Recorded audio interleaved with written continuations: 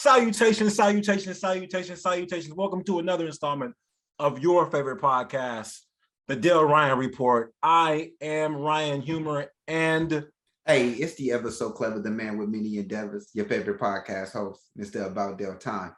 Peace, King. What up, G? What's popping with you? How you feeling, man? Are you feeling as good as I'm feeling right now?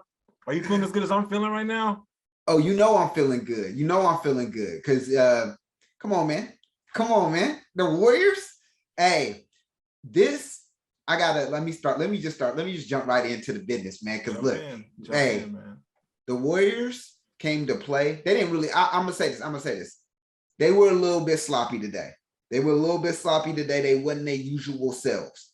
However, they did go out here and, in championship fashion, go out here and take a strong win with that championship DNA that they do have embedded in them. However, it was a tough victory. John Moran ain't no joke. Hey, these Memphis Grizzlies ain't looking like no joke. But we looking like we ready to come in and accept the challenge. We just got off of a huge win over these Denver Nuggets. A huge win. We just beat the MVP. So for us now to have to go against this young, talented team is only going to show that we deserve this championship that we about to get ready to win so much more. Okay, I give you that. I'm so used to the Warriors being raw, that like being raw, that when I turned on the game, I was like, nigga, why is he playing in Memphis? I did too. I know what you're talking about. What's wrong with my television, bro? Like, what's happening on my TV? Like, but I was like, oh yeah, they 2C, man. They 2C. Right. And that's when I realized we were on like an interesting situation when it came to pressure, because I still believe that it's on us to win that game. Like they say, it's not a series until like somebody loses a home game. Right. But I don't think this is a situation where it's like, okay, we can just give up two and then we'll just win two at home and go back and forth. Like, nah. Like, ain't no, like, in a weird way. This was a must-win game for me, like in my eyes. I kind of feel like after doing our Jordan Poole experiment as far as having him start and then letting Steph Curry heal, I feel like just working through that and then going in and be like, all right, well, now everybody helping, we good, we need this W. So I'm watching the game like, we really need this. Like, we have to win this game. That's how I saw it in my eyes. So I thought it was cool to like go ahead and steal one from them when the game started to get away from us. I was like, yo, I mean, it would be cool to steal this game, especially when Draymond start just getting like I am Sam and just doing I am Sam type of stuff. I'm not going to say the word. I'm just going to say I am Sam. I get confused as to how a man's basketball IQ can be so high, but he do stuff like, he be doing like non-slick stuff too. Like people like Patrick Beverly, Chris Paul, Rondo, young homie from the Pelicans. I forget his name, but he get into like his Chris Paul starts doing his little sneaky stuff. These dudes got high basketball IQ, but they sneak in a little bit, to sneak you. But it's like Draymond dropped like a triple-double, dimes behind the head, like no looks, everything. He'd tell people to post up, quarterback in the game, and the next play be like, hey, ref, watch me choke this nigga out. Like, but be like, hey, ref, look, though. Like, and it's so weird because the way he moves, he's a DeMarcus Cousins enemy of the game. Right. So he's on every wanted poster, right? I've seen DeMarcus Cousins get texts just for being DeMarcus Cousins, like, hey, just bro, for being there on the bench. They be looking at DeMarcus like, hey, you gotta smile more. Like, bro, I didn't even do nothing. Like, you did something. Everybody like, that's what you get. Nobody believe. But Draymond, like, dog, and like, I'm gonna say, I'll go out on the limb and say that Draymond's basketball IQ is like higher than DeMarcus Cousins, just because of what the positions they have to play. DeMarcus Cousins, obviously in his younger days, he was a bucket getter. That was his thing. That's why he was worth $100 million. He got buckets. Period. Is in running for MVP at one point. Bucket getter. Draymond's lasted as long as his high basketball IQ. So it's confusing to me how you could do both. So once he got ejected, I'm like, all right, well, I'll take this L. I will accept it. But they rallied together, man. That was dope. I was really happy to see that W, man. We got the W out of 116 to 117. I'm on the road. I gotta say this though, because you mentioned about the Jordan Poole experiment in a lot of ways, which of course has been a total success. And I think though we've seen this throughout the season, especially with the Warriors having so many people lost or so many people hurt or on the injury reserve throughout our regular season, we got to see a lot of the samples of our bench or our up and coming talent. But one person that stuck out to me and the amount of defense that he played on John Morant was Gary Payton II. Definitely some tremendous play from this young man. I think this is his series for him to get, to show the value that he's already been shown, but just get more spotlight for it. Because I think this is going to be a magnificent game and a great matchup of these two young players just being able to go. Somebody like Gary Payton Jr., whose dad is just known for the defense, but Gary Payton Jr. also quickly building up his name as being one of the most sneakiest backdoor cutters we've seen in a long time. Somebody who just pops up and just gives you a dunk, or just the way he finishes at the bucket. It's just so great, man. And it's just really good to see this. And it's really good to see a mixture of these seasoned players, these seasoned championship players against these mixtures of like seasoned young guys coming in the game too. These young vets, because like I that's what I want to say they are. They like some young vets. It's like the way they play is like it seems like John Morant done been in the game. Like we done been facing him somehow, some way. The way this young boy playing, but the way that even it's just funny too to just see how many of these people out there are a son to somebody who was once in the league, to just so many combinations of this just built around all these teams. I mean, I know John Morant dad didn't play in the league, but when you just look around, I'm just looking as they show like Dell Curry. Then, I was thinking about the other game when they played against the Nuggets and they showed Gary Payton in the stands too. I was thinking about like, that gotta be crazy sometimes, but man, I think it's an interesting like contrast to like, because you got like not only do you have the players who are kids of like people that retired, you got John Morant, who was a player of a fan, right? So it all comes full circle. Like for all we know, like T Morant, who's John Morant's dad, he might have been like in the stands, like watching Gary Payton Sr. play. Right? Yeah, exactly. So like even though John Morant's pops wasn't in the league, he was like, I remember when I used to sit up there and watch the game. I used to be in the nosebleed. He's like, now my son then came up, now I get to sit here. And then the kid, and then Gary Payton's dad probably thinking like, I remember when I used to ball. And now he's watching his son. So everything and all, it's cool how that all worked itself out. And I do definitely enjoy. I know I'm not really sure how society or America feels about people's pops being at the game and getting their LeVar Ball on, but like I love that because everybody that we see courtside, like we never know who they are. So the way I see it, and I don't know what anyone's financial situation is. Maybe some players don't want to buy their parents courtside tickets. Or maybe some parents do be sitting courtside. We just don't know who they is. We know who T Morant is, and it's making the game more entertaining. Here's the thing. I'd rather see him than like Jack Nicholson for years. Because I don't know, because Jack Nicholson just there because he's rich. Yeah. T Morant there because his son is like an MVP candidate. So I love that shit. I'm loving that. One thing that I am torn about in my lifetime is this. This is like one of the first times in my life. One of the first times, except when I was a bookie. This is one of the first times in my life, like rooting against the Grizzlies in the playoffs. Because man, like I've always had like a soft spot in my heart, like for the Grizzlies. Like I'm talking about like this, like before the Zebo days, I'm talking about like the Jason Williams, like Paul Gasol, Shane Battier days, like Hubie Brown days. You know what I mean? And then after that, you obviously got the Mike Conley, the Paul Gasol little brother Zebo days, Rudy Gay. You got those days. So, and they always been like super scrappy. And they used to play against OKC when I didn't like OKC. So I always had like a soft spot in my heart for them. But once they start tearing the team apart, I was like, all right, it's all good. They lost my identity. So I was happy to see them be good again. But now they're playing us. So John Morant, he got to win some other time. I just don't want John. He got to win some other time. He got to win some other time. We got to get the Warriors. The Warriors ain't just one chip. We got to get. He got to be happy. He got around second round since 2015. He got to earn his. But this is the thing, right? I don't want him to like overly earn his, because here's the thing, bro. When it comes to these like prolific. Oh, I know exactly players, what you're saying. I was thinking about this already. Yeah, when it comes to these prolific scoring players, and I'm not even talking about the ring, right? I'm talking about big winners versus bucket getters. Mm-hmm. And what I mean by that is this, right? It's only like so long that you could like be a bucket getter, and they're like, but did you win though?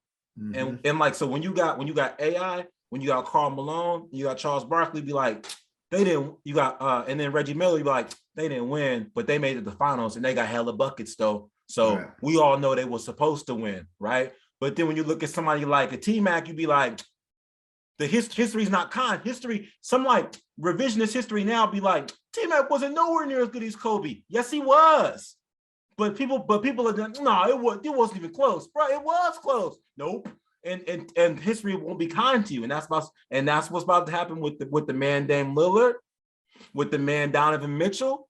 You see it happening with Westbrook right now. I just don't want Ja to end up being one of those dudes. That's what I'm saying. He can win later. Like he don't even got to win a ring. Just carry your team to the finals, so people be like, "Oh, he was the man." Because that's what AI did. That's what Charles Barkley did, and that's what Karl Malone did. Just take your team to the finals, and they'll respect you. But if you're just getting buckets, you never make the finals, they'll be like, you wasn't ever shit. Like you really, like, you should have never been drafted. Honestly, like, I don't even know. Honestly, you should have been aborted. Like, damn, for real. That's how they treat you. You know how it be once you get older. People getting buckets ain't cute no more when you get older. Niggas want to see the finals. Right. So I'm just hoping. I'm hoping that he wins. Even Dirk Nowitzki, right? When Dirk lost to Shaquille O'Neal and Dwayne Wade in the finals, there's like Dirk be getting buckets, so he carried his team down to the finals. So it's cool. Like, we know Dirk raw. Then he beat LeBron in them. So it's like, oh, he got a ring. But even before that, like, nah, he took his team to the finals. So it's cool. It's cool. But if you don't get that, if you don't even, people will call you a loser. They'll call you a loser. They'll call you a loser. No, but but again, to your point, you don't want him to get his fame so quick that he becomes almost a Dwayne Wade, to a point where it's like Dwayne Wade first year, he got a ship with Shaq. You know what I'm saying? So, and after being drafted, not really even being the bigger name out of the big three that came out of that year, he ended up winning a ring with Shaq. Not saying he didn't deserve it, and not saying he wasn't a hell of a player. Yeah. Imagine if he didn't get that ring with Shaq, right? He wouldn't have got a ring probably till him and LeBron teamed up. I mean, nah, he wasn't gonna get one. The thing was this, right? But he would have been a hell of a scorer though. But he would have been. Well, he was like he won Finals MVP. Dwayne Wade averaged 35 points those finals. He averaged 35 points. He was balling. And they won. Like, the thing is like this. So Dwayne Wade, that was in the 2003 draft. Oh yeah, I think so. Him and LeBron on them came in 2003. Shaq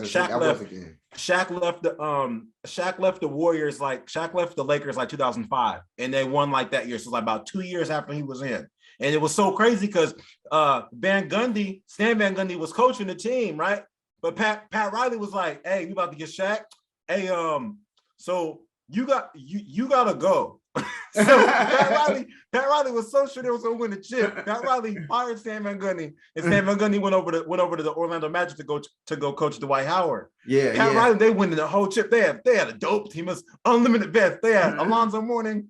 Obviously, Udonis Haslem was still there. You got Dwayne Wade. Shane Battier was on the team. Yeah. Jason Williams and Gary Payton warming the bench like, I'm about to get this ring. But me personally, I think that fame, I think that fame is cool. That's like that. I think that Patrick Mahomes fame is good. Like, you pop up, you win that ring, and you good. It's like the Aaron Rodgers fame. You win a ring, and they be like, win a ring early. They be like, you hella good.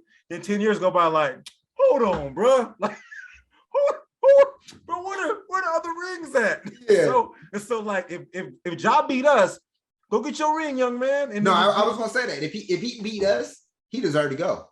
Yeah, of course we gonna say that. Yeah, nigga, we gonna say that. Like, yeah, nigga, he deserved it. You beat us, nigga. Shit, nigga. He deserved it. He deserved the whole world. But tonight, we put that ass. But tonight we gonna get in that mouth. So I mean, I think it's so, man, shout out to them.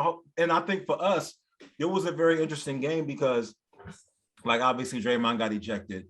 We shot 36% from the 3-point line. the Grizzlies shot 40%, and they didn't even shoot that. They didn't even shoot that well. We let them that we forced them to shoot though. Yeah, we did, and I think that that's going to be an ill thing for Ja Morant if he can get that three ball going eventually. Because the thing is like this, right? So in a group chat, with one of our show contributors, shout out Dizzy Dead Vegas. He's talking about, man, Ja Morant do the same ass move, going left all the time. So they call a timeout, and what play they write up? Go left. So he go left, but he barely missed it. You know what's interesting? When I was younger, when I was a young hooper, people that had the same move all the time would piss me off. Yeah, like Tony Parker. Tony Parker, dribble, one hand. Shaquille O'Neal. Same move. As I got older though and started to like realize and started to understand mastery, I was like, if one move has made you $100 million and you that good, if you that good, then get your money, young man. Yeah. Like if that's your one, if all these basketball players in the world can't nobody stop that one move, keep on keeping on, good brother. I'm gonna be one-dimensional to this money. For real. This bank account one-dimensional, right. Straight up. So yeah, man. Do you feel like, this is my question for you regarding this game? Do you believe that? Oh wait, let me ask you this. How do you feel about the Draymond foul? I think he was a little bit too hard on it, but I don't think it was intentional. I think he was just playing hard, and I think he for him to check on the player, to check on Clark right after the game. I felt like that was good intent. Like, oh, I didn't really mean that. You know what I'm saying? I wasn't trying to hit you in your face. And I think he was just really, I don't even think they're in terms of strategy, because he was trying to explain it to Stephen Kerr. He was like, my finger got caught in and I was just coming down. And that's why I checked on him. I mean, he's strong. Pull the little nigga down. Gotta hit the weight room. Another thing is why is this too? Because throughout the rest of the game, Clark started just falling all over the court.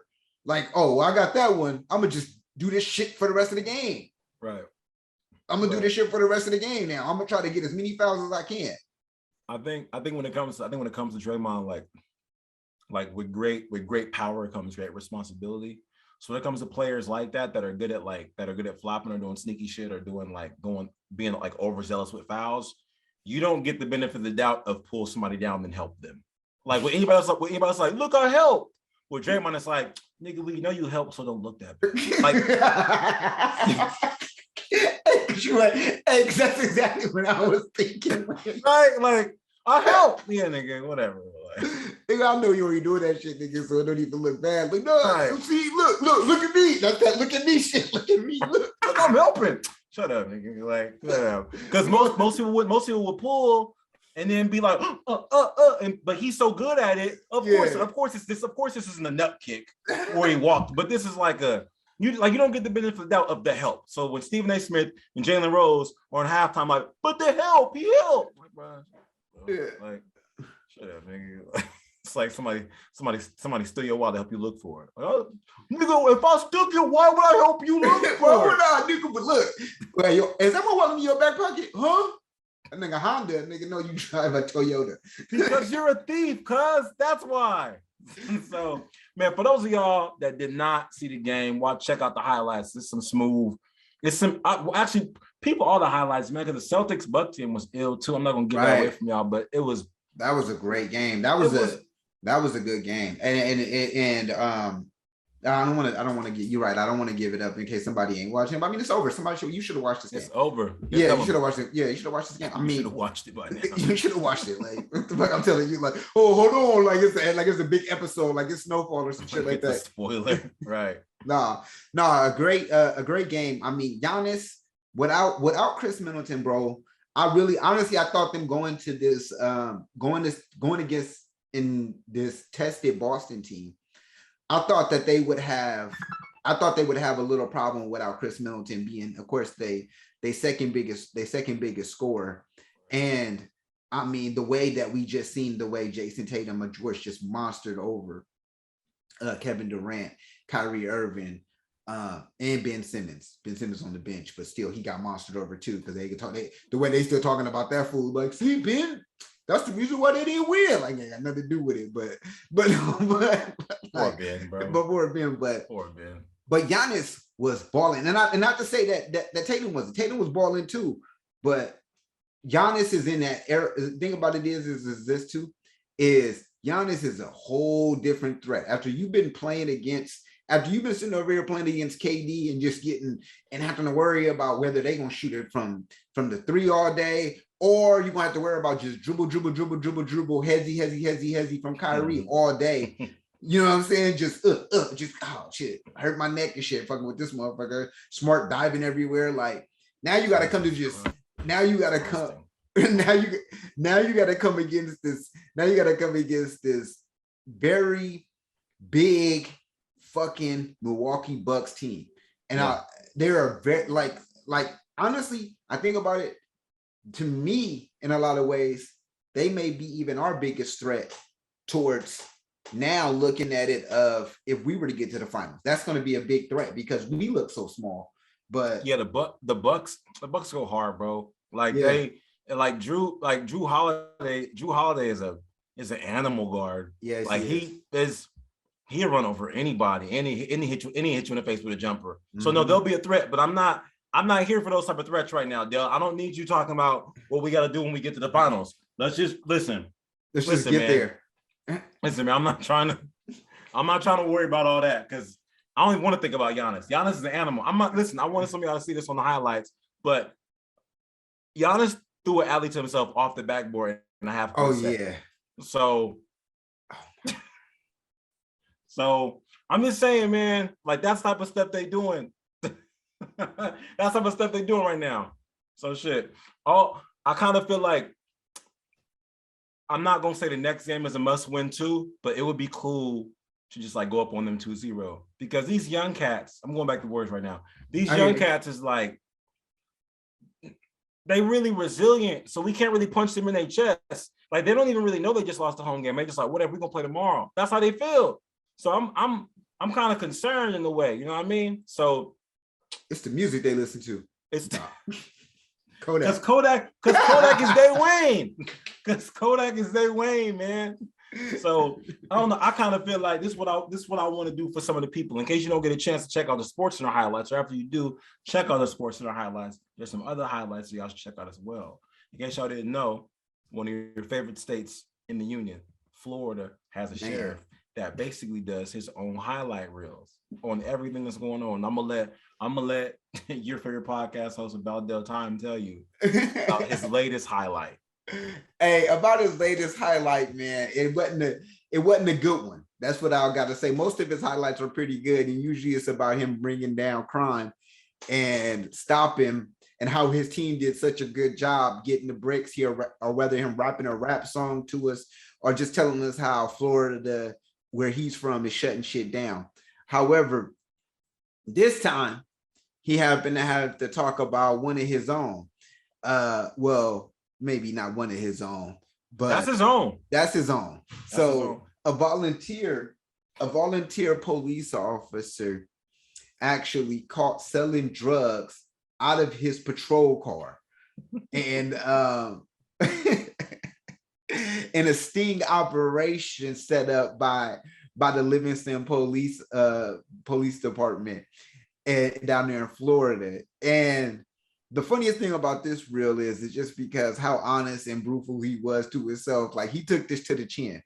Yeah, we fucked up. We messed up. Not to mention the fact that not only did they mess up because allowing this man to first off get caught selling drugs out of a volunteer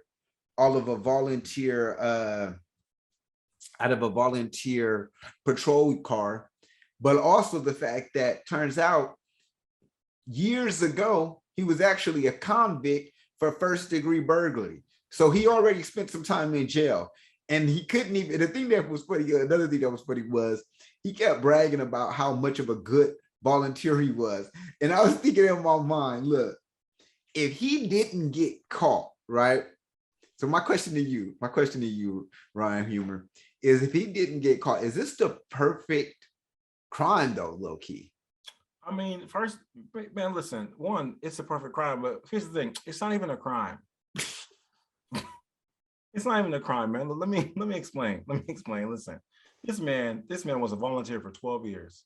Right. They don't pay their volunteers. He was selling Tylenol, Oxycontin. What wasn't it? Was it Percocet? Is Oxycontin? Okay, he's selling Tylenol. Like selling methamphetamines. Hell no, it wasn't amphetamine. Hell no, it was Oxycontin. He was selling Oxycontin because he had surgery. He had surgery. Yeah, he had got surgery. He was getting 90 pills.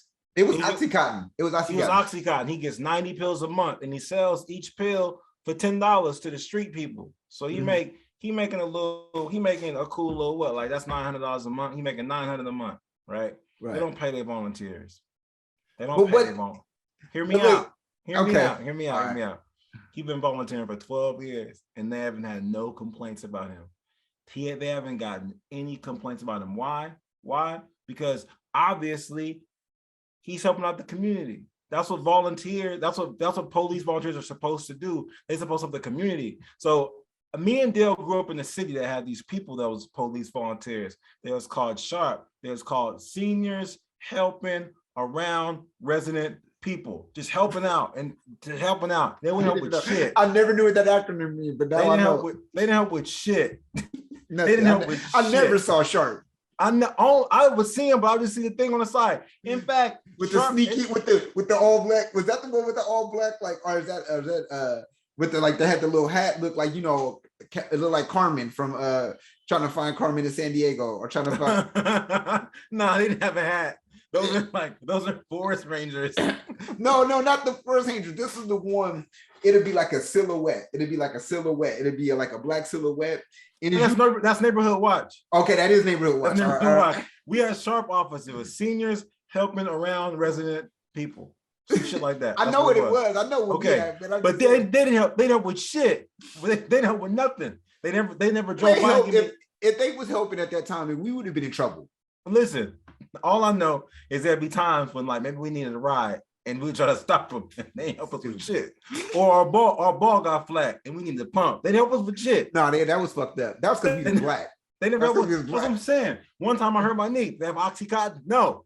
But this guy driving around the neighborhood, passing out Oxycontin to the people. And the culprit, he's selling it for $10. $10. He's selling it for $10. So it's not even like, he's not like winning. He's not Pablo Escobar, bro. He's just helping people out. Do you know how hard it is to get a prescription for Oxycontin? I'm gonna ask you this: what should he do? Should he take him himself and just be all drugged out, right? Or should he just give him out to kids, or should he just sell them? Like, what should he do? So the reason why and that's why the dude was like, he's such a good officer. Like, we have no complaints. Everybody likes him. Like, he's such a good guy. He kept saying that Dell. I listened to the whole 10 minutes. Like, he's such a good guy. He got under our radar. Such a good guy. Such a good guy. Well, shit. You know what I mean? It's Oxycontin. So, but do you think it made it worse that he happened to already have this previous conviction? And I think what made this particular situation, though it was one situation, so heightened is because of the state's them looking under the radar of letting this dude be a volunteer for 12 years and not doing an accurate background check of him being a convict. I think so. And this is, as I listened to the video, I was like, wait a minute, y'all, I don't like the way that y'all aren't taking responsibility for this. Right. But as the video continued towards the end, they took more and more responsibility. There was like after we found out about this, we ran through our database and checked on all 300 volunteers. We all good. There ain't no other problems. Not that I think they would tell us. They said there was no other problem. We checked all the volunteers, and our volunteers don't go through the type of background checks that our actual employees do. Mm-hmm. But it's a more stringent background check than a private company. And I'm here to say, no, it's not. You're not about to get me with that bullshit. Like, it's not as deep as our sheriffs, but it's better than y'all shit y'all got out there. No, it's not. No, it's not. I ran background checks all the time. And I know when shit come back, we see it. If somebody has a whole ass felony, if your background check don't pull that up, then y'all not background checking nobody. Yeah. Listen, bro. I almost got a job at Hershey's and they background checked the shit out of me. They called my preschool teacher's grandmother because my preschool teacher died. There's like, hey, you know Ryan Humor? There's like, yeah, is he about that life? There's like, nah, he's not about that life. He was a good kid, according to my grandma. Like that. They do that type of shit. And it's just the thing. I'm gonna tell you what's popping. And this is who I blame. Background checks cost money depending on who you go through, like depending on the type of like agency you go through. There's different levels. There's like basic, pro, extreme, whatever, all the shit, right? There's different levels of background check. And the thing is this, here's the thing. Y'all just wasn't background checking your volunteers. Because how the hell you gonna tell me that your background check is more important in the private industry and your volunteers don't do background check just like your employees, but y'all didn't know somebody had a felony? Right. What the fuck is a background check for then? And they go, dude was like, no background check. Obviously there was an oversight based on the person that did it, and that person's been gone for a long time. Of course. Don't know his name. But as the video went on, I saw him take responsibility for it, man. Like we messed up. And I do, you know what? I do appreciate that, because some people would say, like I said earlier, I don't know if they would tell us if they found anybody else. You know what? They would, because here's the thing with that particular sheriff. This nigga be having highlights, everything pop off. He'd be like, yo, we caught this one nigga. He was having sex with an alligator. It would never happen again. Not in my Florida like that. He got those type of highlights. Y'all should check it out. What's his name, Dell? I don't, what's his actual name? I know he's Polk County. I know he's from Polk County. Just know that.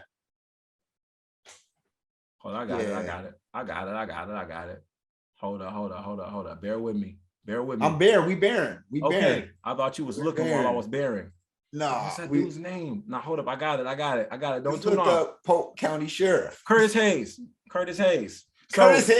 No, that's the. Oh wait, that's the guy. That's the Confederate. That's the Confederate mayor guy. Anyway, Dell get to the name. But look, here's my point. I appreciate him coming out and be like, yo, you know what? Our organization messed up, because some people don't got to tell you stuff like this. Because this is what ends up happening. When people don't necessarily report these type of things, this is what happens. There'll be a police officer who would get a DUI, right? And then one of his friends will let him off. And then we find out about that. And they start digging deeper and be like, hey, did you know that they had a volunteer that got caught selling drugs a few years ago, and you had to sign a waiver and they didn't even send him to jail? And that's how this type of stuff happens. You gotta tell the public immediately, like, hey man, we messed up. We messed up real bad. So I can appreciate that from them. I do appreciate the honesty. But listen, if I gotta say it, I don't necessarily think that it was that bad in my eyes. Like, I believe that guy should get a slap on the wrist, and the slap on the wrist should just be, he should have to go do like some counseling or whatever, like some I think it should be have time served. He was already, listen, if you could sit there and say he was a good volunteer, then give him time served. He volunteered already for y'all. That's what I'm saying, bro. Like in his 12 years, like here's the thing. Legally, like they have state laws. You can't even let people intern for only a certain amount of time. How the hell you got this grown-ass man volunteering for 12 years and you wasn't wondering how he's paying his bills? Who would volunteer somewhere for 12 years? He could have been a doctor. It takes 12 years to be a doctor. So he just willy-nilly going to work every time nobody ever asked, like, damn, how he just be like here for free? How he just living? But the burglary was from 50 years ago. You know, the paperwork's don't be right anyway. So, but the officer name was Judd, just so you can know that. Okay, cool. Y'all check him out. Florida, Sheriff Judd from Florida. Y'all check him out. His highlights is kind of dope. But like something else happened where I'm not about to just let this dude just get off completely scot-free. Like, yeah, he an old dude and he ain't selling Oxycontin. But here's the thing.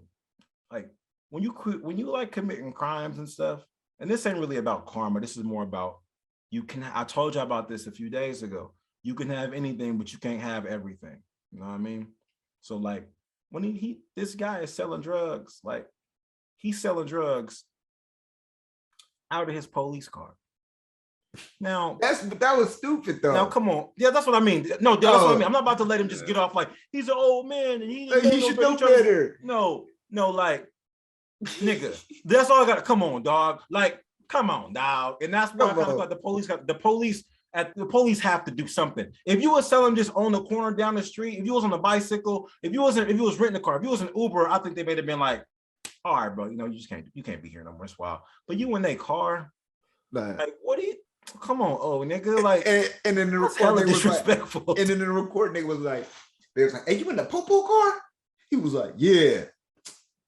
Like, just giving up it all. Like, yeah, that's me. Trying to do everything secret, too. Like, meet me over here, but I'm going to be in a police car. Like, that's so stupid. That's what like, I mean, bro. Like, that's what I'm talking about. Like, and this happens in every. He thought he was flexing. He thought he was flexing. That's that old nigga flex. Like, I don't even think, nah, dude, that's not, that's on the flex, Dale. That's an old nigga flex. That's an old nigga flex. Like, nigga, I'm out here selling drugs. I'm out here selling drugs in a police car. These niggas can't stop me. Okay, a flex is this. If you cheating, right? A flex is taking your side chick to the mall and buying her a bag.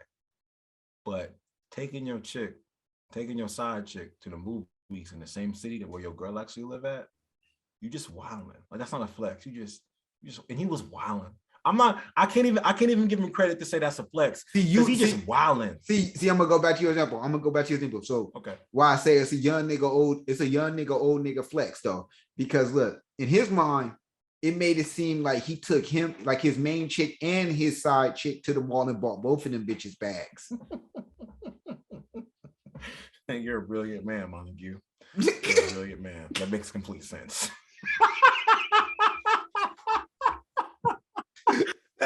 That's a ridiculous, but it's true. No, that's perfect. You're right. Thought. That's exactly what he did. But I just, and he didn't know they was gonna fight. He didn't know they was gonna fight when they got in the car because of who bag was better. That's what happened. This is what happened. I just think, I don't even know. That's like the type of disrespectful stuff where, like, you do something and, like, the worst is gonna come. Because you know how all of us have vices and all of us, like, succumb to our demons and be like, damn, I shouldn't do that shit. And in your mind, you be like, if I'm gonna do this, let me at least do this thing. Like, if I'm gonna do this, let me at least do this.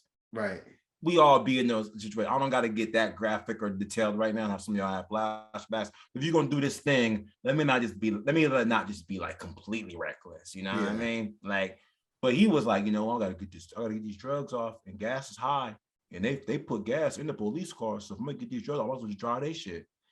Damn, bro, for real. You almost that's a situation where you leave them no choice. You leave them no choice in situations like that. Like, I forget what company it was, bro. But this guy extorted like $300,000 from his company or whatever, right?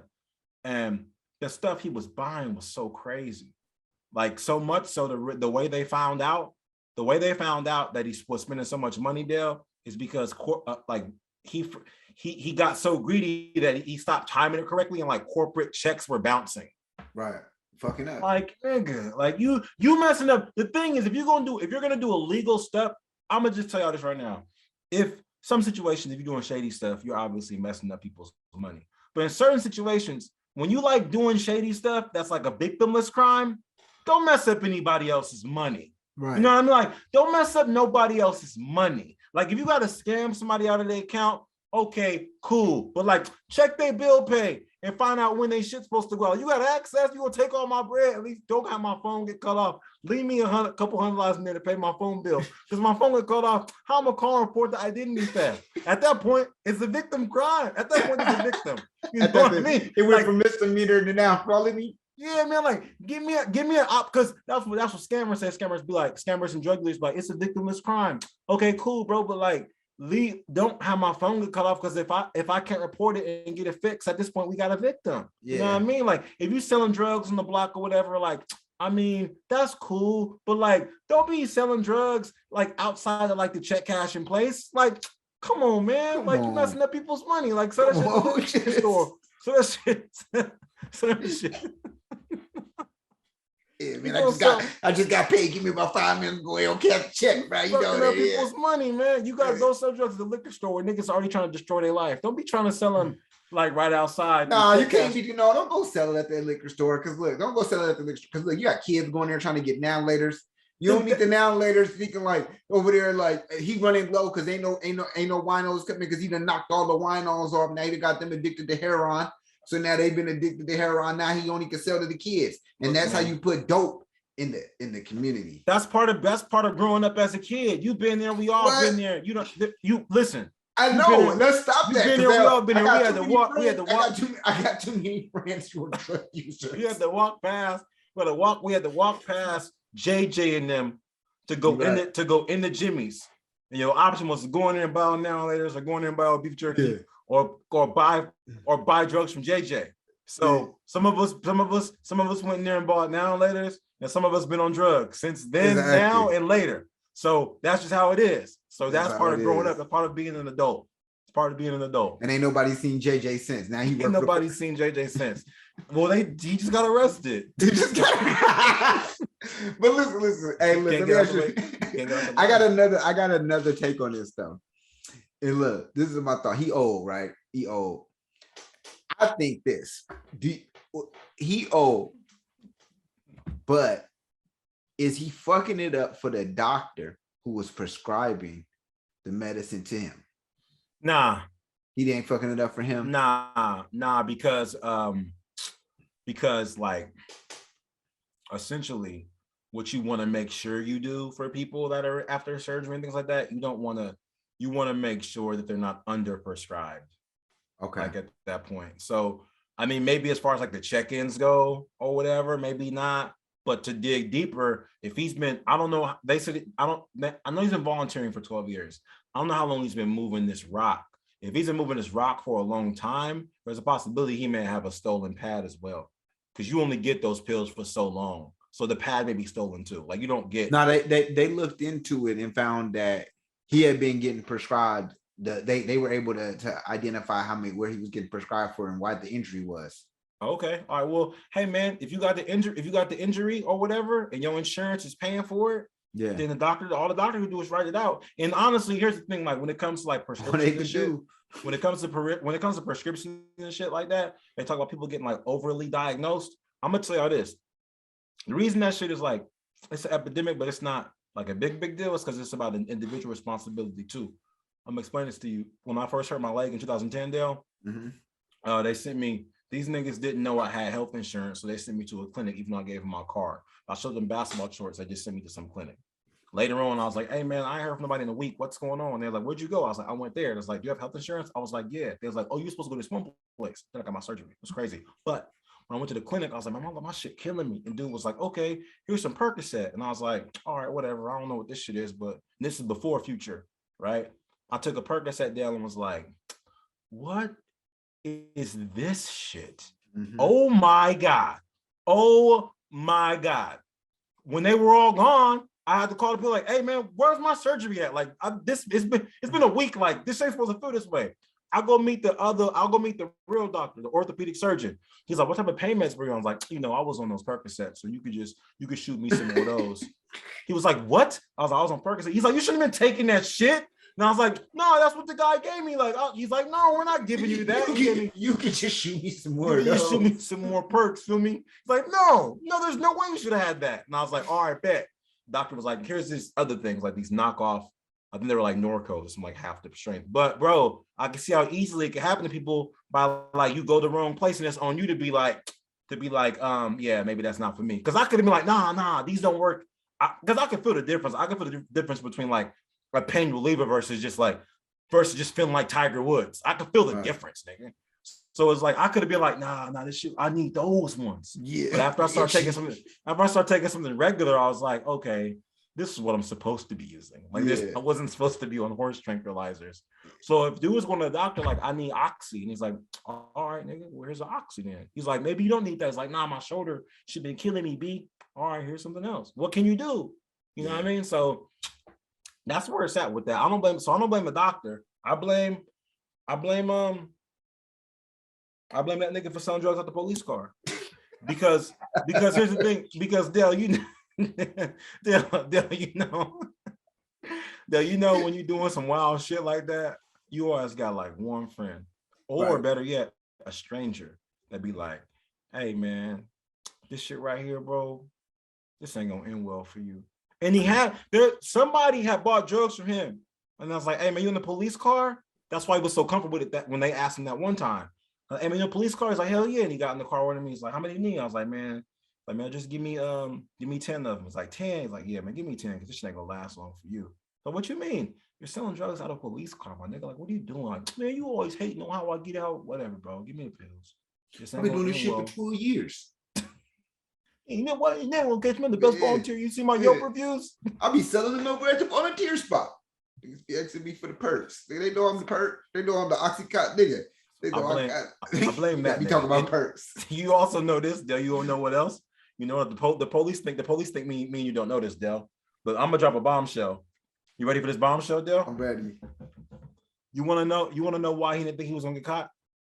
Why? Because he was selling them to the police too. Yeah, that's what I'm saying. Oh, yeah, I already knew that. Yeah, he definitely did. And then somebody was like, then he fucked up. He didn't have somebody shit. Somebody was like, nigga, give me 30. He was like, nigga, I'll shut all this situation down, nigga. I'll shut it all down. That's exactly on some American gangster shit. Like, I'm gonna need 20%. Yeah. Like, no. Oh, all right. Watch. All right. You ain't gonna go to jail. But you definitely gonna be done with your volunteer shit. And this shit, you don't do nothing to me, cuz. Nothing. All right. Every time I watch any drug dealer movie, and niggas, every time I watch any drug dealer movie, and then niggas like, you gotta pay taxes.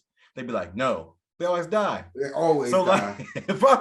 Like, if all else fails, and I start moving big packs, and deputy judge roll up on me like, hey, bro, listen, we can do this the easy way, or we can. I'll be like, how much you need?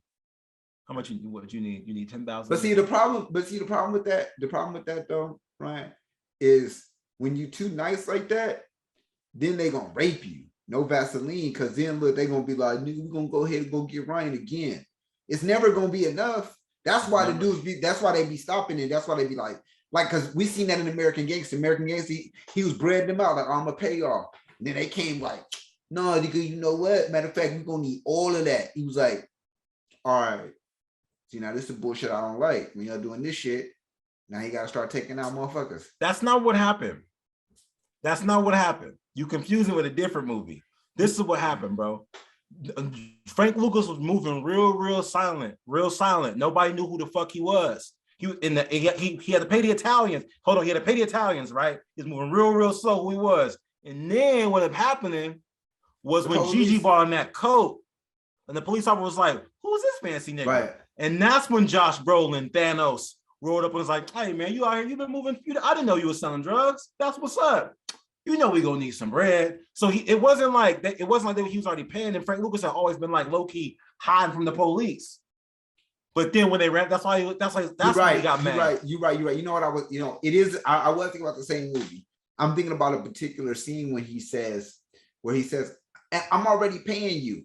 I'm already paying y'all. You don't know if you remember. He goes, when they first approached him, he goes, I'm already paying y'all. Man, if you ain't getting your cut, you need to talk to such and such.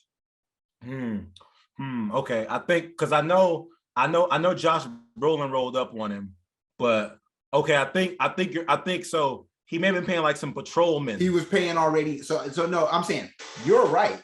Okay. You're 100% right that it didn't have nothing to do with them getting greedy, because the people he was paying, they were getting theirs, and that's why he was being left alone. That's why he was able to move so quietly with so much ease, even though they probably didn't know the money was coming from directly for him. And that's when he showed up there with that fine ass Puerto Rican model at the game, trying to look so fresh and so clean. And nigga at the front, they like, how did he get so here close to the game? How did he get? Why does everybody know who he is? Yeah, he's over here doing all this shit, and that really happened. Yeah, because like at that time, you know, the only person who was really known for doing a lot of movement like that as far as a gangster was your boy Nicky Barnes. Yeah, he was trying to flash with big glasses. That's what he wanted to do. But I think, but that's my thing, though, bro. I kind of feel like when it comes to that, you like it never stops, right? But the bread don't ever stop. Feel me? Right. It's like he actually got to the point where you moving heroin or whatever in caskets back to the Americas through like Vietnam bodies. Bro, just pay the police. Like, because the thing is this, we that's my thing, bro. You can have anything, but you can't have everything. I mean, so when it comes to that, it's like always hear the movies about the niggas that get caught that be trying to do too much. You know, we don't see movies about the silent niggas because those niggas don't get caught. They don't get caught. And move out somewhere. They keep going. This is a shout out to everybody working in the bank. Y'all know that old guy that come in the bank and drink coffee, talk a little bit, crack an old ass nigga joke. I already know who that guy. That guy used to sell heroin.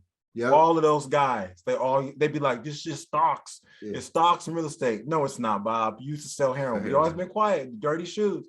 But no, now if you put on a big jacket and go sit in the front, that's why you threw the jacket in the fireplace. Like, I hate stunting. I hate it. Anyway. But let's not confuse Officer Volunteer Roberts with Frank Lucas, Denzel, Nicky Barnes, or any of these other gangsters. Let's not give him no departed. Let's not think that he's departed. Like he was moving as part of the police, but still on the side doing drugs. Like he wasn't undercover. This was not the situation. He was fucking up. Roberts, your ass deserved asshole of the day. Don't make a movie about this shit. Listen. No, to your point though, I'm saying that there was one officer that was like, hey, listen, Frank. We're gonna say this guy's name was Frank too. His name was Luke Franks. His name was Lucas Franks. That's the guy that got arrested. That's his name, Lucas Franks. When the cops was like, hey man, like, you know what I mean? Like, you gonna have to give me a pill for free every month. He was like, no. He was like, you gonna want to give me one pill. But you have 90. I can't have one. No, you ain't never gonna get none of me, sucker. That's how he thought. Because he's 90. Turkey. Sucker, jive turkey. You going out of here. I'll run this. King Kong ain't got nothing on me. He was like, all right, watch. You gonna give me one pill? I'll see you. And they switched on him. So yeah, man. Here's the moral of the story is this: we all got to pay taxes. It's the moral of the story. That's where it's at. Some of us pay 30%. Some pay 20%. Some of y'all don't pay nothing. Ain't got nothing. Some of you got to pay 40% because you make $100 million from the Warriors. That's how it goes. Those are the rules. So speaking of new rules, I would say being woke and equality has got us in a lot of trouble recently because we can't really tell who is who. So Tennessee Mayor Curtis Hayes decided, he signed a bill. He signed a bill proclaiming that April would be Confederate month. And they would spend this month to recognize the Confederacy because of statues that have been torn down and the memory of the soldiers and has not been recognized. And the more and more you get rid of this history, the more you get rid of American history because the Confederacy is about America as well. So they've been this has been the third year in a row where they've declared it Confederate Heritage Month. And Dell, I ask you this. When it comes to equality and wokeness, if you will, do you feel like this is something that the left has brought in itself? Or do you think that the right is purposefully being disrespectful, be like, you know what, I'm gonna show y'all what's really popping. We're gonna have a Confederate month to hope you get mad about it? Or do you think this is really like history? I think this is the left pushing it on themselves.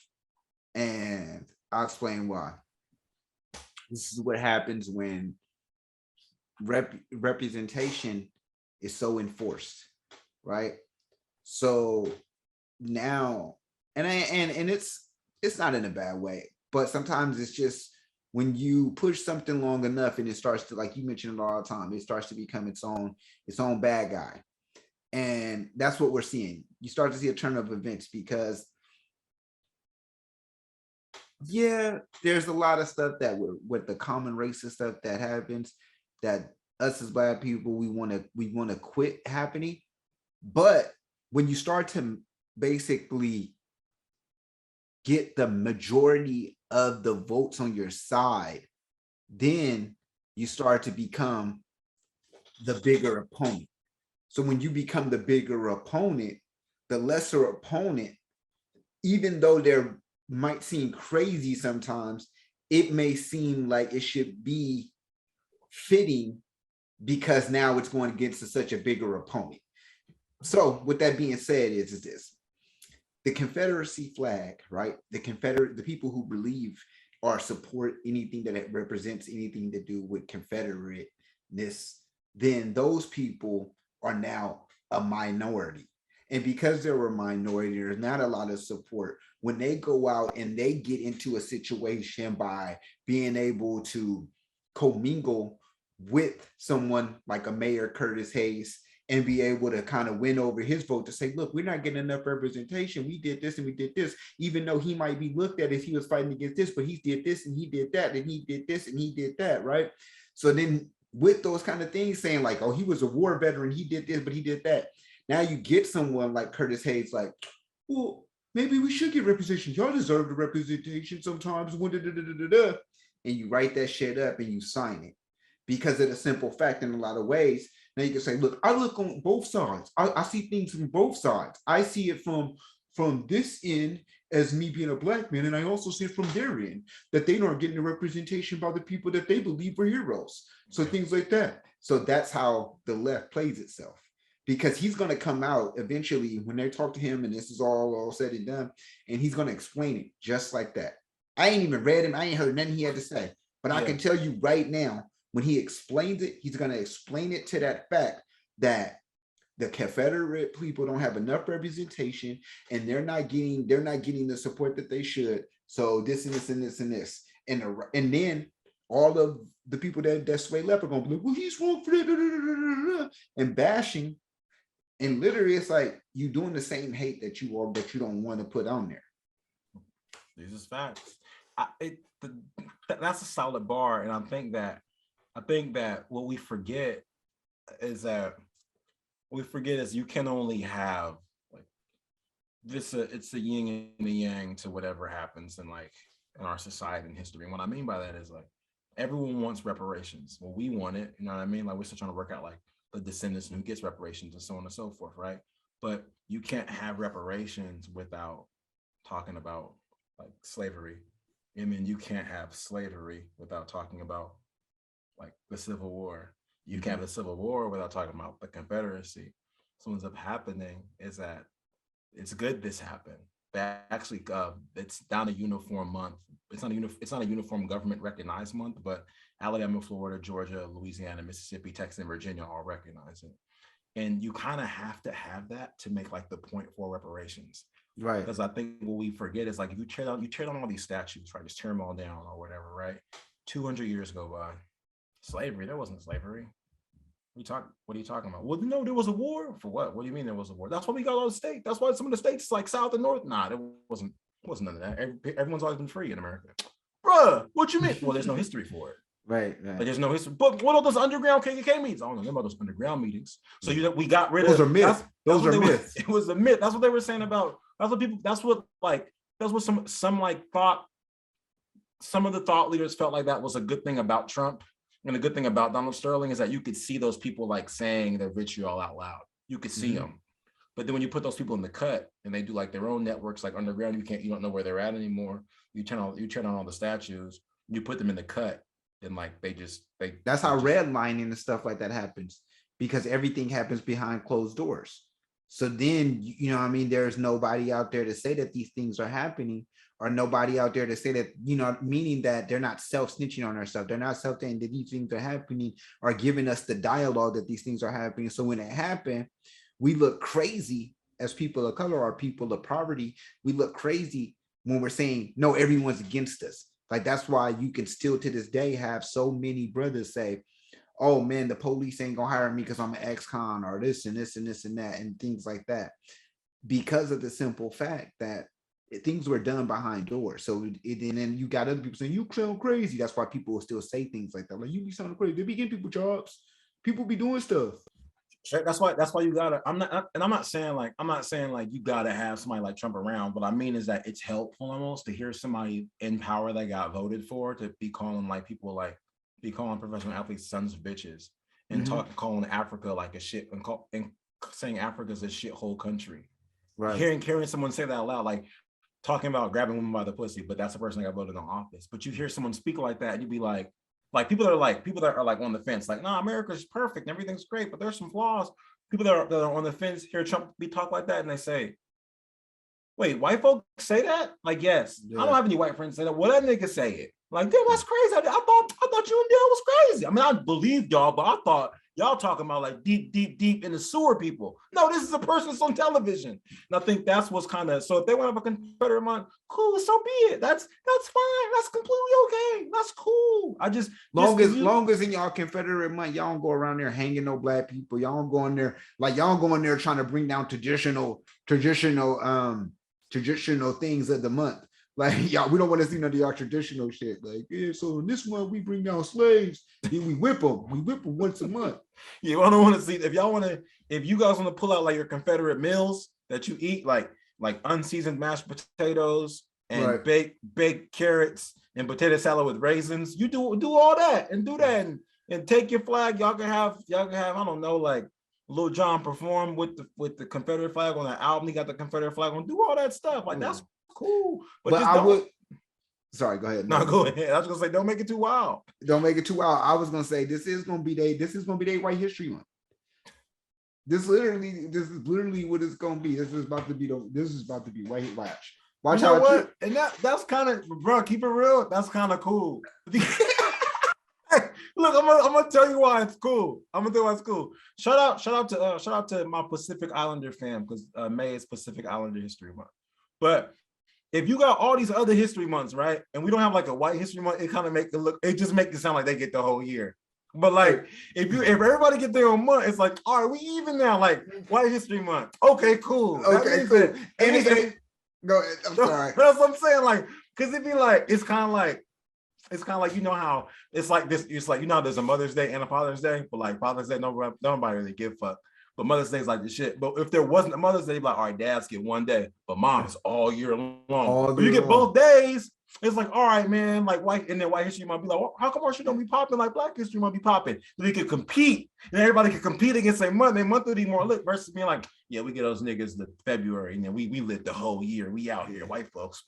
So no, take May, which is kind of weird because I mean now they can have May anyway because it's April.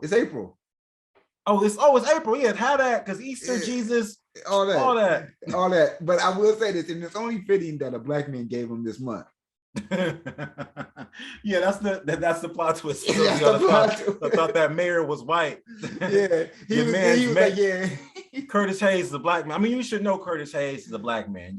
People would know that. So yeah, I mean, shout out White History Month. I guess like that's cool. You know, like do that. I mean, the way I see it is like this: like we have Black History Month, and they get White History Month, and then you got Cinco de Mayo. And then wait, I'm gonna skip them for a minute, and then we go to Juneteenth.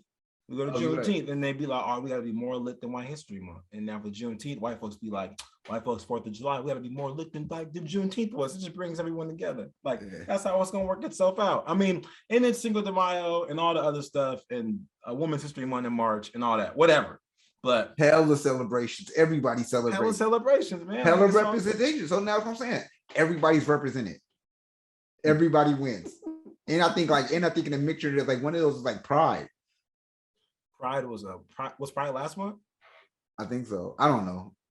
Yeah, I think Pride was last month. Well, Women's History Month was March.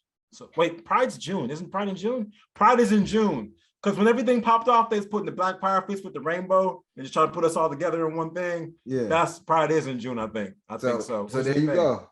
Yeah. So there, everybody represented, and everybody wins. And then after that, we just get to August, and then it's just Leo time in this bitch from August 1st all the way to the 22nd. It's all us. It's lit. It's just all us, and then the year could all y'all. And the year could just end after that. Like no, it doesn't end because the birth of a God gotta happen. And the year just end like the birth of Jesus. Where it just fades away. It just goes less end of the year. That's how we're gonna do it for now. Anyway, that's how we're gonna work it out.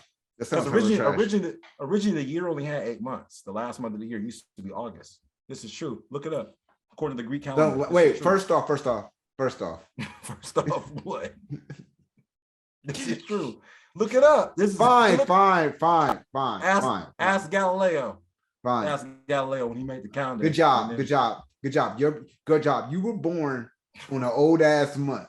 So you an old ass motherfucker. You old ass month. You was born on one of the pioneer months. You was born on one of the pioneer months. Me, I'm part of the new generation. You one of those made up months. Nah, I'm a real month. That's what it is. Like Popping all month. of they had January all the way to August because Augustus Caesar was like the last. This is from the Greek calendar. You know what I'm talking about. And after they started just making up months, like Are you Greek? the 9th and then Are you Greek? 10th, and See then how all this motherfuckers only want to believe in shit when it benefits them. Like motherfuckers don't know all of the history about some Greek shit. This nigga couldn't pass Greek in high school though. I do know all the Greek stuff. I know couldn't pass that. Couldn't pass. None of that. Nike is a female god of competition. None of that. He couldn't do nothing. Nothing. The biggest study ever. I remember. Like, well, you can't get all these gods. I don't understand why. Hercules ate the rock. Hercules ate the rock. Syphilis is actually the guy that had to push up the rock. You got syphilis. Look, Siphius is the guy that had to push the rock up the hill. He was cursed to have to push this rock up the hill, push all the way to the top, and then go all the way down. He was cursed by Zeus. Look at him. You got more questions? No, I don't have any questions. Good job. You know, I know this shit too, but it's not. I don't need to brag about it. More questions? I don't need to brag about it. You got more questions about what I know about Greek mythology? You got any more? You brought this up. I don't know if you. I guess you brought this up to show out. You want to drop your Greek mythology on here? I'm gonna show out. You be your own people, man. Is she watching? Is she watching? Does she watch this episode? Is that what it is? She go. You told her about this episode. Whoever you trying to game that you know about Greek mythology. Listen, man, you say I'll be your own people. You try to tell them what you know about something. They challenge you. You be like, nah, I do know something. They say, see, you always trying to show out, but they try to punk you. See, be your own people. You trying to show the moral of this episode is this: it be your own people. That's why Curtis Hayes had to start Confederate History. He had to start white history. Listen, let me ask you this, bro. Apparently, Chris Tucker is down to be in the last Friday movie if DC Young Fly will play his son. So I want to ask you this. You're the Friday aficionado. Is this movie happening, or are these just more conversation pieces for us to talk about the movie to trick Ice Cube into making the movie? That was a trick to get Ice Cube to make the movie. That was DC Young Fly giving himself a plug to get to the bag again, to say, hey, I'm trying to be in a Friday. I mean, come on now. We all know that DC Fly is a huge, gives a lot of respect to Chris Tucker. You know what I'm saying? I'm sure that we could tell that Chris Tucker's had a huge influence on even how he's probably moved on his career and things like that, knowing that I know Nick Cannon is his OG, but we know that, a lot of his mannerisms come from somebody like a Chris Tucker. So of course it would be nice to see a film where that is represented, right? That is highlighted, that, that Chris Tucker and your boy DC Young Fly have some kind of game. DC Young Fly again was also one of those things where DC Young Fly was supposed to be talked about being in the last Friday already. DC Young Fly, along with O'Shea Jackson Jr., was supposed to be like the new Craig and Smokey. That's always been a big rumor and things like that. And I think that that's just kind of pushing that narrative. However, what I will say is this. I think I do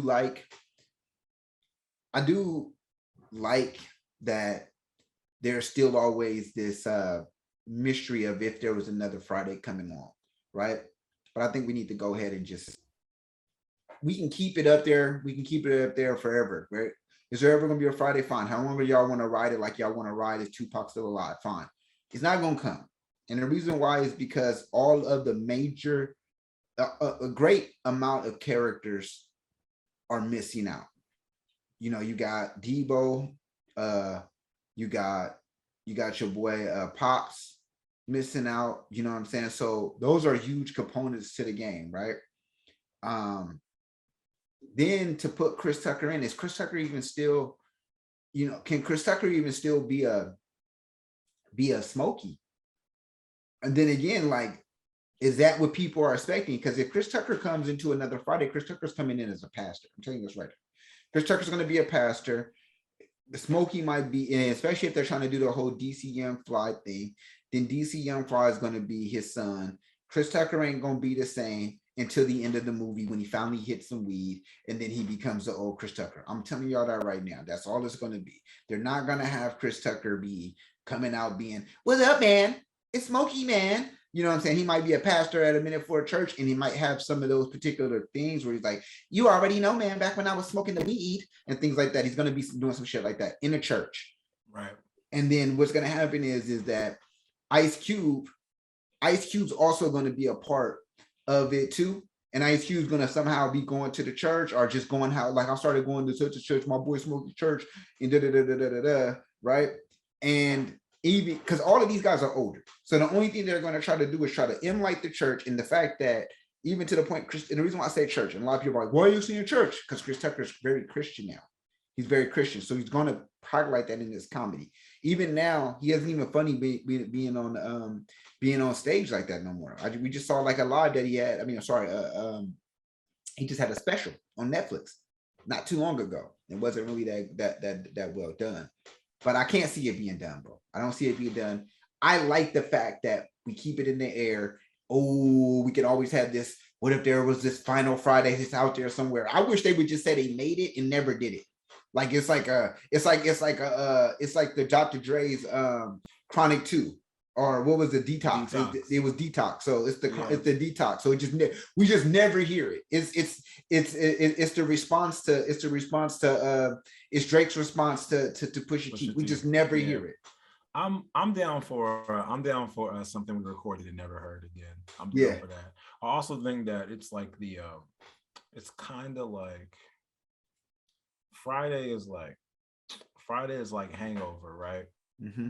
In the sense where they got worse and worse, and to me, but everyone has different appreciations for them, and they all exist, and they all exist in like a different format for everyone. Like some people like other ones more than I like the first one. Like I like the first Friday and the first Hangover way better.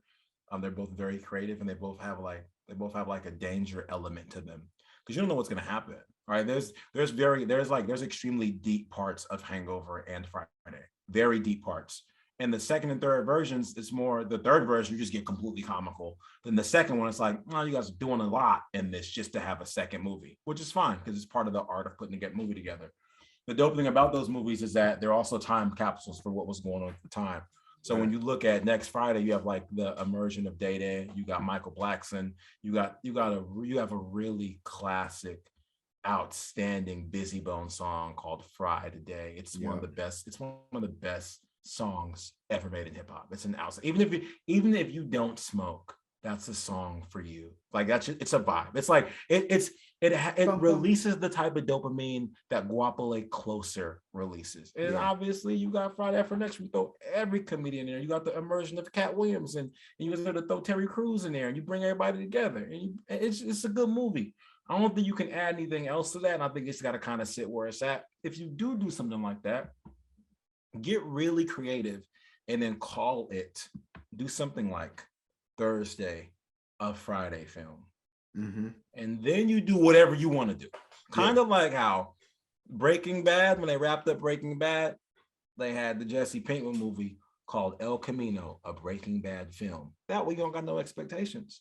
It's just part of the story of a Friday film. Since everybody's dead, R.I.P., you can have Thursday, a Friday film, and have DC Young Fly figure his life out or whatever. He runs into Debo's cousin, Sticky Fingers, from next Friday, something like that. He runs into Michael Blackson, just kind of like random people. It's kind of like just like how they do a Better Call Saul. You don't have like, I mean, not yet. Jesse Pinkman and Walter White and them haven't showed up yet, but you still have like these itty bitty characters that pop up.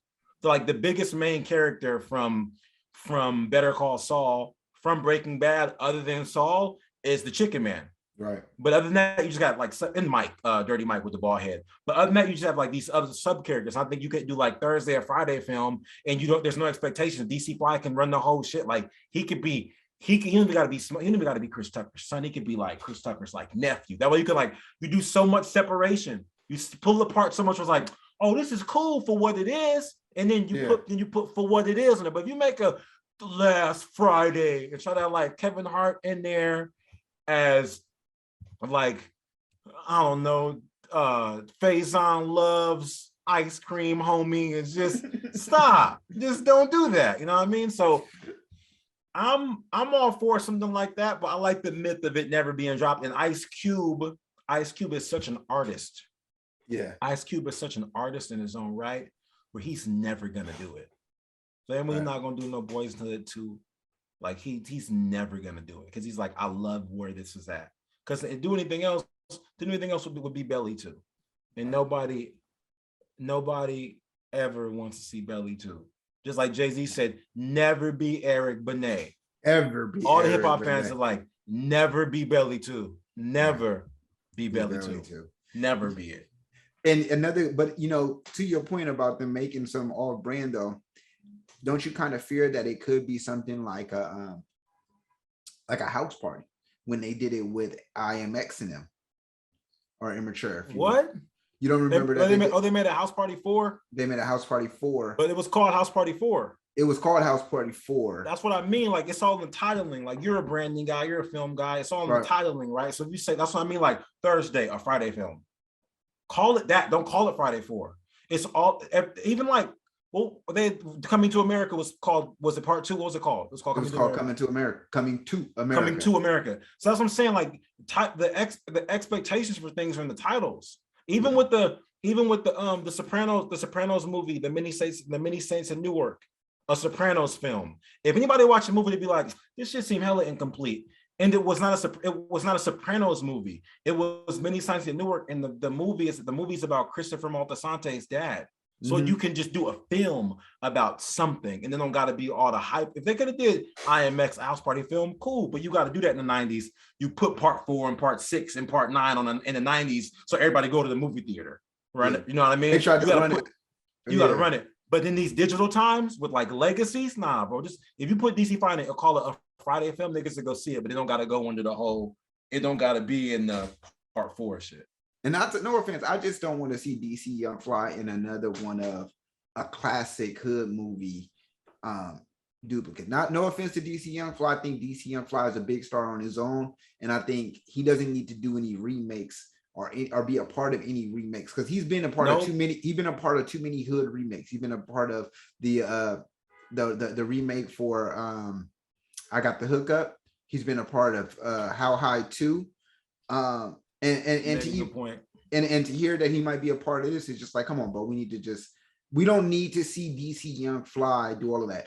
Let's put DC. Look, to me, I think he's doing great with the 85 South thing. I think he's doing great with the Wild 'N Out thing. But it's like we're trying to like, and we're really fucking up his career doing this shit because like they did that shit. They tried to do that shit with the TRL thing too. Like bring him in so he'll be the nigga at TRL, and it's like, bro, like, and then the TRL fails, and it's like. It's because nigga DC on fire. No, it's because a good movie this nigga be in is putting this fool into a movie somewhere where it's like about like Atlanta gangsters or Chi-Town shit or something like that, like another Atlanta. You want to put him into something, put him into a real version of Atlanta, like the ATL, the movie. Put him just his own movie. His own movie. Some shit I see. Only reason I was putting DC Fly out there is because that's what the topic was on. I'm saying if you gotta do it. That's what I'm saying. If you got, I don't think they should do anything. Yeah. I don't think they should do. To me, they should do nothing. But if you gotta do it, just don't name it that, and the pressure's off him. And another reason why Ice Cube don't do it is because every year that go by, it's some of those popping that want to be in it.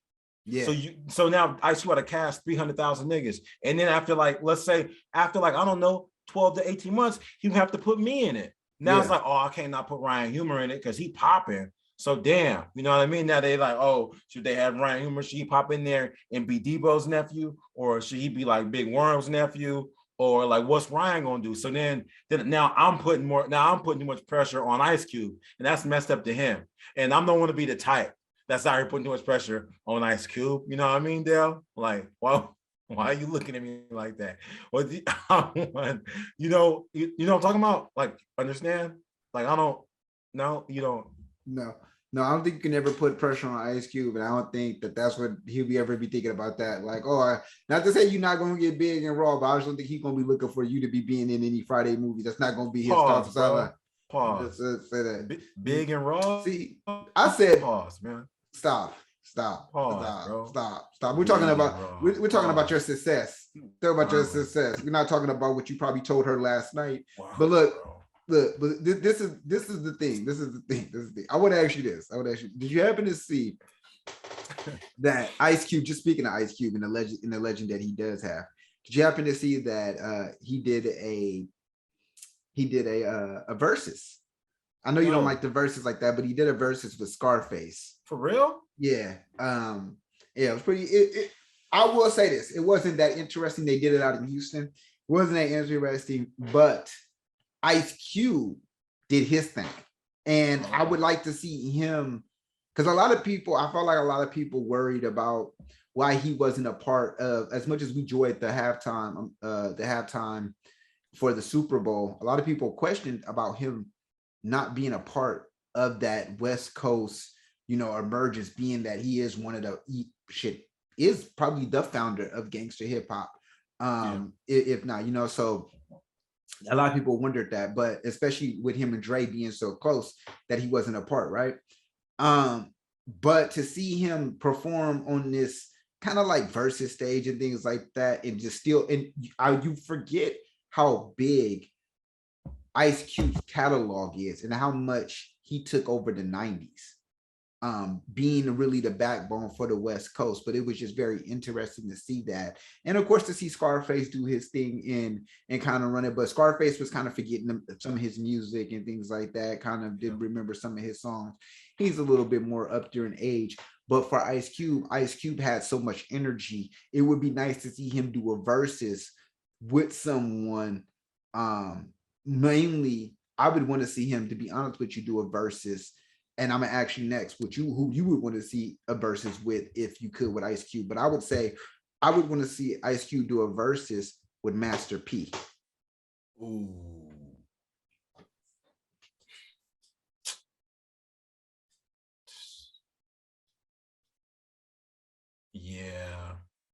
Yeah, that's good. Yeah, that would be, I'm trying to think of like, yeah, that would be good. I wouldn't know who to choose, so I would choose. I mean, has Busta Rhymes done one yet? Busta Rhymes hasn't done one yet. If it wouldn't be Master P, then probably Busta Rhymes. I think it'd be interesting because like Ice Cube has his own trap music and he's got club hits, and Master P has like a bunch of like trap music and like semi club hits, but they all just hit though. Right. And that would be like, that would be some generational shit. Yeah, I would like to see that, or Ice Cube versus Busta. Because I think my only problem with Master P is like he's incredibly underrated. Yeah. So it would be like a lot of like not even like hip hop heads, but like there's a different niche of us that not even all hip hop heads appreciate Master P. So it's like a niche of people that like appreciate Master P. And I don't know if it would get the pub that like Busta Rhymes would get. But I know Master P has a catalog. I know that for a fact. Right. But I don't think it would get the appreciation. But nah, you're right. That's a solid matchup. And the reason why I said that too is because they both pioneered in the game at two levels: the movie game, being independent artists, and also I just think a big thing that I thought about at first was E40 versus Ice Cube. Nah.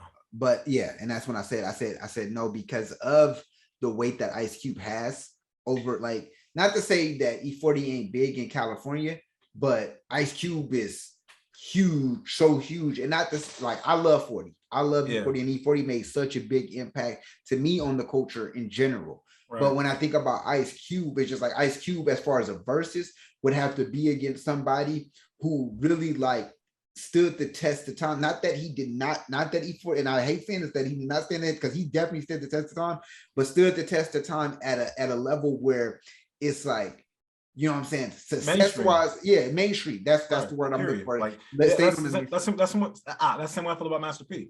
Like, I feel like Master P is significantly more popular than E40 for a lot of reasons, but also because of where Master P is from. But they both have the same, like, if Master P made as much music and the business as E40, he would be just as popular as E40.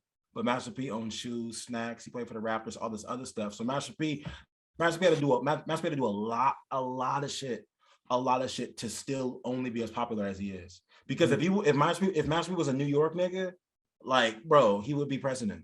Right. Like, Master P has done more than Diddy. Did he just you could just see more Diddy's money, right? Yeah. But like you talk about 10 years from now and I'll still be on top. Yeah, I thought I told you that we won't stop. That's Master P. Yeah. Like, for real. what do you want? Like, his son is famous. Like, yeah. What do you want? So, like, his son was on a versus, bro. Like, what do you want? So, yeah, man, no, that would be solid. Does that segue into your track of the week? Or if you don't, I have a track of the week. No. You have the track of the week until you get this list done. That's just it. Man. Come on, bro. You gotta support our people, man. We waiting.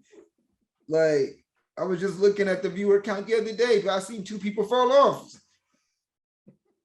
My bad. Just 2 out of the millions. I got another one. That's how close we watch. So y'all better. Just so y'all for real. Y'all better pull up. Nah, this is actually I still have a couple on the list, but I do want to make a shout out slash track of the week. Okay, so one of our good listeners, man, our homie from back in the day, Camino Court, Alameda Street Boys and Girls Club, homie Stephen Walton came through to my show yesterday, pulled up on me in Stockton at the Dealer's Choice show, and took me back, seeing him in like a little kind of like plaza where we used to chill out, we used to do our thing. It took me back to a while we used to all just wild out and cause problems. So the track of the week, y'all should work out to this. Y'all should work out to this week. Track of the week is Bone Crusher, I Ain't Never Scared. Oh my God.